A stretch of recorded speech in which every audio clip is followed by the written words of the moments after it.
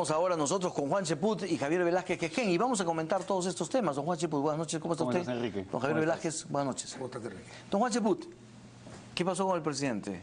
¿Le jaló la alfombra nuevamente a su ministro de Economía? No, en absoluto. Yo creo que por las características de la conversación que el presidente ha tenido con los periodistas, esta declaración ha sido recortada, ¿no? No por una edición, sino simplemente por la forma como se expresó el presidente. Claro, pero el ministro de Economía dijo claramente, usted lo ha escuchado, vamos a presentar este tema en el paquete al Congreso y en el pedido de facultades. No nos olvidemos que en el interín de la semana ha habido un Consejo de Ministros y se han evaluado el pedido de facultades. Entonces, ¿es un retroceso? No es un retroceso, mira. Siempre el ministro de Economía ha señalado lo siguiente. La reducción del IGB va siempre y cuando esté condicionada a la recaudación. Por lo tanto, nosotros no podemos actuar de manera irresponsable en reducir el IGB en estos momentos si es que la recaudación todavía está en proceso de ser mejorada a través de otras medidas complementarias. También siempre se ha dicho que el IGB no es una medida aislada. Es una medida que junto a otras complementa lo que es nuestro paquete reactivador de la economía. Por lo tanto, lo que dijo el ministro Torne, tiene en el interín el Consejo de Ministros, el presidente seguramente está esperando que en el primer semestre del próximo año mejoren las condiciones de recaudación, las condiciones de la economía y allí sí se pueda presentar una propuesta al Parlamento. En esa parte donde está el recorte, ¿no? Yo discrepo mucho con Víctor, al cual respeto muchísimo en el ámbito constitucional, pero yo creo que lo que ha pasado acá es simplemente que el presidente no ha tenido oportunidad de decir que él no cree que se necesite la medida, el instrumento de la delegación de facultades, pero otro que tendría que ver con un proyecto de ley u otro instrumento por el estilo, sí tendría que pasar por el Parlamento. ¿Cómo ha percibido usted, don Javier Velázquez? Desde el punto de vista formal ha habido una discusión en el Consejo de Ministros. Algunos sostienen que por decreto supremo se puede reducir el impuesto y se ha aludido a la propuesta, a la última disminución del IGB que hizo el presidente García el año 2010, que entró en vigencia en marzo del 2011. Pero aquí de lo que se trata es la ley de equilibrio financiero del presupuesto de la República está sustentado en los ingresos que tiene como producto de recaudación. Entonces, si es una ley, eso no puede ser modificado por una norma de menor jerarquía que es el decreto supremo. Por eso concuerdo con lo que dice Víctor García Tomás. Tiene que haber una ley. No es verdad que el gobierno de Alan García se dictó un decreto supremo. Fue una ley que modificó el artículo 7 de la ley de equilibrio del presupuesto. No es que los ingresos sustentan el presupuesto. Ese es desde el punto de vista formal. Desde el punto de vista sustantivo, nosotros hemos visto que la propuesta de Peruanos por el Cambio en la campaña fue reducir año a año 3 puntos del IGB. Luego, cuando la oposición cuestionó, y la mayoría de los economistas han cuestionado esta medida en la medida que no se verían a mediano plazo los efectos de la ampliación de la base tributaria, que es lo que persigue la norma. Entonces, el gobierno, ya en el gobierno cambiaron un poco el criterio y dijeron, bueno, vamos a reducirlo en función a los resultados. Si reducimos un punto y los resultados son favorables, se amplía la base fiscal, ya no lo calendarizaron, mejor dicho, anualmente.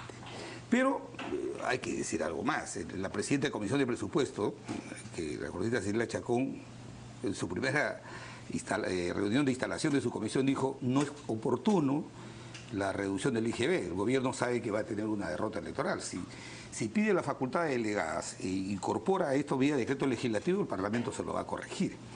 Pero hoy día, en el contexto de todo lo que está pasando, los mayores gastos, los compromisos que ha dejado el gobierno, el irresponsable gobierno de Humala, los compromisos en gastos corrientes y en gastos de capital, hace inoportuna la medida.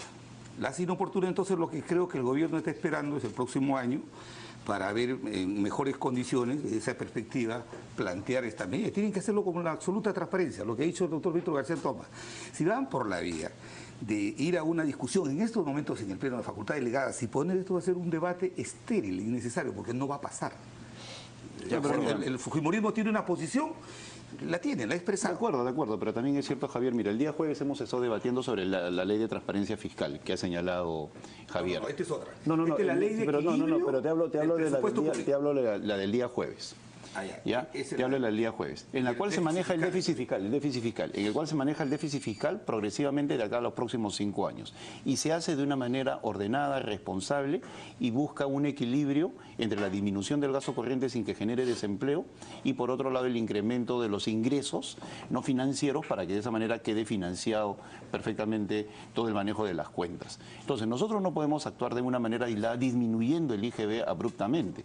Es cierto de que ha habido posiciones políticas de parte del fujimorismo, y dicho sea de paso, en ese sentido Cecilia Chacón, independientemente de su declaración, se ha comportado muy bien al frente de la Comisión de Presupuesto en el dictamen que se discutió el día jueves, pero nunca hemos nosotros tratado el tema del IGB de manera aislada, sino complementaria. Y una cosa que se está olvidando, Javier, es que siempre se ha hablado de que está condicionado a recaudación en todo momento. Por lo tanto, es cierto que había presiones políticas, de acuerdo, pero también es cierto que la situación del Estado de la Nación en materia económica no es lo mejor del caso porque hay un exceso de gasto corriente que es una herencia del gobierno de Ollanta Humala y que lamentablemente nos pone en una condición en la cual primero tenemos que generar las condiciones para crecer, en segundo lugar disminuir el déficit y luego veremos si reducimos el IGB, que como te dije al inicio de esta conversación, será a través de un proyecto de ley, con lo cual no estoy en contra de lo que dice el doctor Víctor García Toma, sino que estamos viendo el instrumento que se utilizará en el primer semestre del próximo año. Muy bien, ha dicho Marisa Glave que la parte económica, por lo menos en lo que si mantienen la propuesta económica, ellos no van a aprobar la delegación de facultades.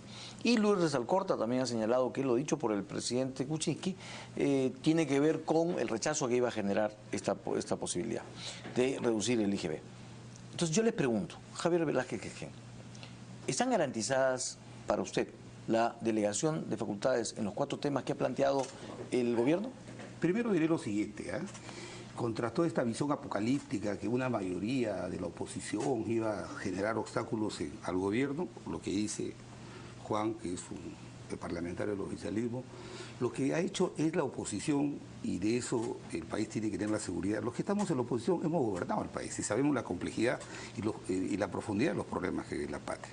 De tal manera que lo que estamos exigiendo, este gobierno va a tener un mayor esfuerzo para que sus políticas que implemente pueda convencer a la representación nacional que son beneficiosas para el país. Entonces les están generando mayor esfuerzo, mayor eficacia, y en ese contexto, por ejemplo, volviendo a lo del IGB, que es muy importante, ¿por qué el jueves cuando debatimos el nuevo horizonte responsable que siempre los gobiernos han venido haciendo de cuál va a ser el déficit fiscal en los 5 años de gobierno, porque la ley también manda, que en los 90 días?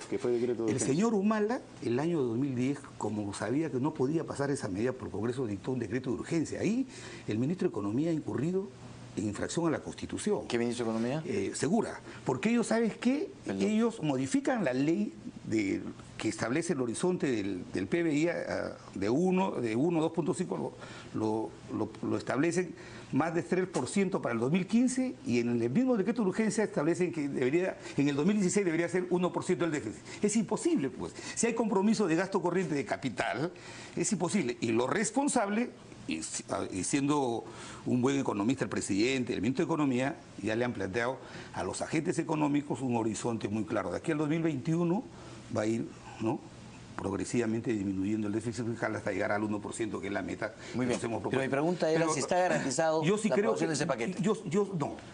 Primero que no lo hemos visto en su conjunto. El paquete tiene reactivación económica, tiene que ver con corrupción, tiene que ver con lo que seguridad ciudadana y agua, saneamiento. Hay muchas de esas solicitudes que el Parlamento las puede tratar. Hay otras que, siendo importantes, no son urgentes. Esas las puede tratar el Parlamento, pero hay otras que, siendo urgentes, por ejemplo, en temas de seguridad, si el nuevo ministro del Interior le ha impreso una velocidad que está generando confianza en el país y quiere implementar medidas inmediatas, ¿cómo el Parlamento no le va a dar? Pero decir que el paquete va y así como va, el Parlamento va a hacer una mesa de partes, de ninguna manera. Va a ser selectivamente. Juan Chaput. Bueno, siempre se ha visto eso, ¿eh? En todos los parlamentos cuando se han presentado delegación de facultades, con excepción del gobierno de Ollanta Humala, no se ha entregado paquetes que tienen que ser aprobados en su integridad, sino que se van desmembrando según las prioridades del Ejecutivo. Nosotros somos conscientes que tenemos que hacer un mayor esfuerzo, pero la vez pasada conversábamos justo con Javier en el sentido de que ese mayor esfuerzo mejora la calidad de la democracia. en todos los debates que han habido en las últimas 2 semanas, la exposición ha sido completamente argumental. Y yo creo que eso ha significado para que, llegando a un esquema mixto, cediendo en algo, etcétera, etcétera, al final han salido dispositivos con votaciones superiores a los 100 parlamentarios, con muy poca gente que se niega. Entonces eso, que es excepcional, ya dice mucho de la conducción de Luz Salgado y la forma como se está trabajando en este Parlamento.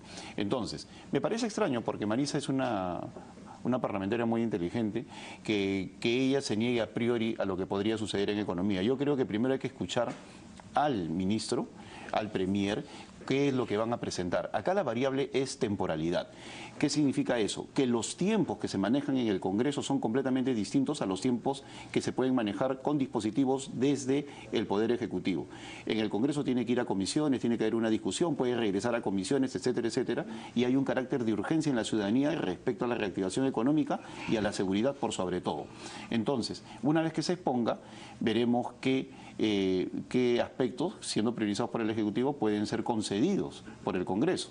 Vamos a ver qué horizonte se les va a pedir, 60, 90, 120 días. Yo creo que 90 sería algo oportuno, eso ya lo sabremos la próxima semana. Pero yo creo que primero hay que esperar qué es lo que se presenta para que de esa manera el Parlamento pueda plantear posiciones. Pero no debe llamar la atención que la congresista Glave plantee que no van a apoyarlo, obviamente, porque ellos están planteando un cambio de modelo económico.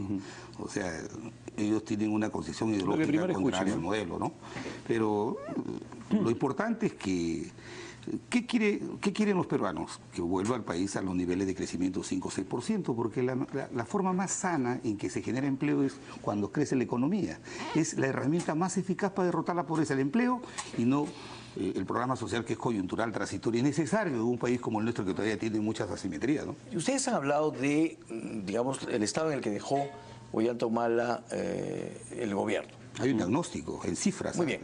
Yo quiero preguntarles entonces, don Juan Cheput, ¿se justificaría entonces todo el diagnóstico que hizo el gobierno, el actual gobierno en el Congreso, su segundo día? ¿Se justifica lo que dijo aquí Alfredo Torna el domingo pasado? ¿Se justifica una investigación a Nadine Heredia y a Ollanta por los temas que se están planteando en el Congreso? ¿Se justifica todo eso?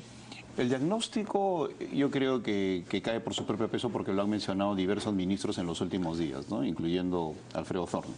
Y tiene que ver con que es una situación en la cual se ha incrementado abruptamente el gasto corriente y no el gasto de capital, o sea, hay un desequilibrio ahí. Inclusive, Carlos Brus señalaba en su exposición en el Parlamento que en el caso del Ministerio de Vivienda se ha pasado de 340 personas a cerca de 2.000, de 3.000, es decir, se ha decuplicado el número de trabajadores en los últimos años y eso verdaderamente es monstruoso, ¿no? Entonces, la única forma de manejar eso es ordenando la economía. Entonces, el tema de la investigación yo creo que cae por su propio peso. Y no solamente se refiere a la situación económica del país, sino a los graves indicios que hay en otras materias. El solo hecho que la señora Nadine Heredia hoy se encuentre en una situación de que no puede salir del país, pues simplemente ya es una señal de que algo irregular ha pasado. Y para usted, perdóneme, ¿el tema de usurpación de funciones también merece investigación? Yo sí creo que hay suficientes indicios para eso, que se basan en expresiones de los propios exministros. Los propios exministros han señalado en más de una oportunidad que han coordinado con ella en diversos aspectos. Entonces, ese es uno de los insumos que se tiene que tomar en cuenta en una investigación. Ahora, ese es un asunto del Parlamento. El presidente, cuando menciona que hay cosas más importantes que hacer, obviamente se coloca por encima y mantiene una distancia de los poderes del Estado y está en su papel y me parece absolutamente correcto. Pero en el Parlamento sí existe, no la motivación diría yo, sino la reflexión acerca que por los hechos y por tratarse de un asunto de interés público, sí tendría que haber algún tipo de investigación hacia el régimen anterior en el cual podría estar involucrada la señora Nadine Heredia. Yo creo que el fujimorismo, que tiene mayoría en el Parlamento, ha pecado de ingenuidad. O sea, la primera investigación que promueve es la de usurpación de funciones, que es un tema discutible, hasta jurídicamente. Cuando hay temas más importantes, por ejemplo, lo que dice Juan, no solamente el fujimorismo irresponsablemente ha dejado comprometido enormemente el gasto corriente del país, sino los gastos de capital no financiero, el humanismo, los gastos de capital no financiero. Ojalá lo hubieran comprometido comprando computadoras para los niños de las escuelas. Han comprado lo que no ha comprado las Fuerzas Armadas en los últimos 20 años, 2.500 millones de dólares en armamento, como si mañana tuviéramos una guerra. Eso es Eso es lo que se debe investigar en el Parlamento. Nosotros le dejamos la deuda externa en 22%, la han elevado a 25%, han perforado la ley de responsabilidad y transparencia fiscal, elevando el déficit para gastar a manos llenas el último año. Han entregado la línea 2 del metro en un proceso duramente cuestionado. Entre el gasoducto del sur, la línea 2 del metro, 7.500 millones, 5.500 millones de la línea 2 del metro y 3.000 de la refinería de Talara, son 15.000 millones de dólares que han quedado comprometidos. Y lo más grave es que el gasoducto del sur, que tenía un compromiso de inversión totalmente privada, ahora, a partir del 2015, todos los consumidores de energía del país están pagando ya el 15% del gasoducto. Y el 2018 vamos a terminar pagando el 45% de ese gasoducto y la energía para los consumidores se va a elevar en 80%. Entonces, eso tenemos que investigar. Y me parece, sí lo digo con el mayor respeto a la bancada fujimorista, es una ingenuidad que en la primera investigación sea la usurpación de funciones. Siendo importante, yo creo que lo más profundo es sentar precedentes para que no hayan este tipo de... Esta es una corrupción disfrazada de populismo, ¿no? Pero muy responsable. Ha dejado comprometido el presupuesto y por eso me parece responsable de que el gobierno, a pesar que ha hecho un compromiso de palabra de reducir el IGB, se dan cuenta que no les va a dar la caja para cubrir este tipo de compromisos. Don Juan Cheput, dos temas adicionales. Uno primero, el Escuadrón de la Muerte. El famoso y ahora... digamos, reducido a un grupo reducido de efectivos. ¿Fue un exceso verbal del ministro que ahora aparentemente ha tenido que pedirle disculpas a una unidad de la policía, por ejemplo? Bueno, en ese caso el error lo cometió el viceministro, que fue el primero que habló de una gran cantidad de personas y obviamente el ministro asumió lo informado, pero luego quedó en dar un informe definitivo en unos cuantos días. Yo creo que si ha habido algún tipo de error ha sido colocarse un plazo ante un tema que merecía por su complejidad un mayor trato. Pero por otro lado, el ministro ha actuado con bastante propiedad, señalando que va a denunciar lo que se encuentre. Ha recibido el apoyo de casi todos los parlamentarios en su presentación en el Congreso este día viernes. Pero parece con mucho malestar dentro de la Policía Nacional del Perú. Bueno, pero creo que eso ya se aclaró desde el momento que él ha tendido puentes para dar algunas explicaciones. Sigue teniendo la autoridad total y yo creo que este asunto ya se focalizó a un pequeño grupo operativo y ya está en marcha. No debemos olvidar que estamos heredando una situación realmente compleja en materia de la policía. Y yo creo que, por un lado, el ministro Basombrío y por el otro lado el director Vicente Romero, el general Vicente Romero, son las personas adecuadas para tratar de conducir este periodo en el cual se tiene que reorganizar una serie de estamentos dentro de la policía. Bueno, yo creo que este es un error compartido, responsabilidad compartida del viceministro. El viceministro te puede alcanzar una información que de repente es errónea y el ministro, al asumirla, asume una corresponsabilidad. Ir de un escuadrón de la muerte, como se define internacionalmente, que es un grupo permanente que al margen, utilizando funciones públicas, realizan actividades ilícitas al margen de la ley, ahora ha pasado, según el informe que ha dado en la Comisión de Defensa, es que es un grupo irregular de 9 oficiales y suboficiales. Pero esto no descalifica al ministro y el trabajo que está haciendo, pero este es un error, este es una imprudencia por querer adelantar las cosas. Me parece que esto responde a enfrentamientos de sectores dentro de la propia Policía Nacional, que siempre han habido y que se evidencian para que el nuevo ministro tome partido por una de ambas partes. Pero yo concuerdo con Juan, yo creo que este tema es muy delicado, muy complejo, el ministro ha debido tratarlo con mucha responsabilidad. Fíjate, llegó un momento en que se especuló que ya esto se reducía a que estos oficiales y policías no habrían utilizado las armas de ley de forma racional. Ese es un argumento que utilizan aquellos que quieren maniatar a nuestra Policía Nacional, porque va bajo la concepción de que si ven que un delincuente asalta con una chaveta, el policía debe tener una chaveta para responderle. Si responde con su pistola hay una utilización irracional. De la proporción, por supuesto, en la trampa en la que no debemos caer. Muy bien, dos preguntas finales para dos respuestas concretas. La posición del cardenal Juan Luis Cipriani con respecto a las ministras respondonas.